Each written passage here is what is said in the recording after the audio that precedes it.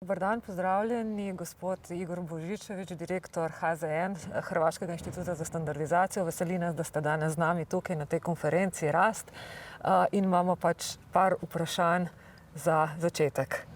Dobar dan i vama i zahvaljujem se SIST-u na pozivu na ovu predivnu konferenciju. Torej, za začetek, naša konferenca je namenjena malim in srednjim podjetjem ter mikropodjetjem. Zato me zanima, kako je na Hrvaškem, kakšna je situacija, v kolikšni meri se hrvaška predvsem mala podjetja angažirajo na področju standardizacije, bodisi kot člani HZN, bodisi kot sledilci standardizacije in tako naprej. Mala i srednja poduzeća u Republici Hrvatskoj čine oko 98% ukupnih poduzeća. Međutim, kao poduzeća mogu reći da slabo sudjeluju u radu tehničkih odbora jer se bave sa svojim izazovima, to je samo bavljenje financijama, poslovanjem kupcima i nemaju toliko vremena za sudjelovanje u procesima normizacije, pogotovo u radu tehničkih odbora. Tu se pokušavamo na različite načine privući ih i pozvati ih da sudjeluju, ali za sada nismo baš imali uspjeha.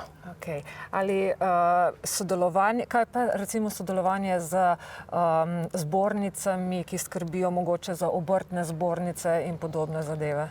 Imamo članovi Hrvatskog zavoda za norme su i Hrvatska gospodarska komora, strukovne komore, inženjeri elektrotehnike, građevinarstva, arhitekture i strojarstva.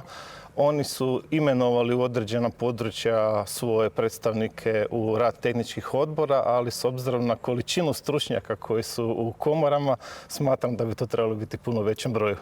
Mogoče še kakšne inštrumente uporabljate, na kakšen način poskušate se približati SME-jem, kako jih spodbujate, na kakšen način jih spodbujate k udeležbi v zgodnjih fazah priprave standardov in potem kasneje tudi uporabi standardov in kakšne prednosti pravzaprav standardi pomenijo za mala podjetja? Pa za male i srednje poduzeća, ali općenito za promociju normizacije zadnjih godinu dana, odnosno godinu i pol dana, počeli smo aktivnije sudjelovati na način da se promoviramo u raznim stručnim časopisima, objavljujemo u medijima raznim, te radio, novine i na taj način pokušavamo široj javnosti, a to uključuje i mala srednja poduzeća, približiti normizaciju i svakako bi se trebalo u komunikaciji koristiti, ja moram reći, nekim normalnim rječnikom. Znamo da su norme tehnički pisane i to neće neće doći na plodno tlo i treba se obraćati široj javnosti normalnim rječnikom kako bi oni shvatili i kako bi shvatili da ih norme u stvari okružuju u njihovom svakodnevnom životu, a iako toga oni nisu svjesni. Mogoče ravno tudi taki dogodki, kakor je današnji, je pač pot približevanja in angažiranja tudi malih srednjih podjetij. Danas ova konferencija koju ste održali me impresionirala sa određenim izlaganjima. Nisam znao da ima toliko specifičnih firmi, odnosno poduzeća. I Slovenija i Hrvatska su mali, mi ne možemo konkurirati velikim državama, ali možemo u nekim malim specifičnim područjima. Svakako i Hrvatska i Slovenija imaju eksperte, stručnjake koji mogu doprinijeti kako na nacionalnoj, tako i na europskoj, na međunarodnoj razini normizacije.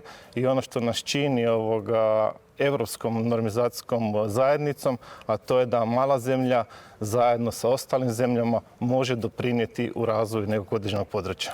Zelo lepa popotnica za zaključek današnjega dne. Hvala, da ste se udeležili in se nadejamo še kakšne konference, pa mogoče na hrvaški strani. Hvala i pozivam vas da posjetite Hrvatski zavod za norme. Z veseljem. Hvala puno.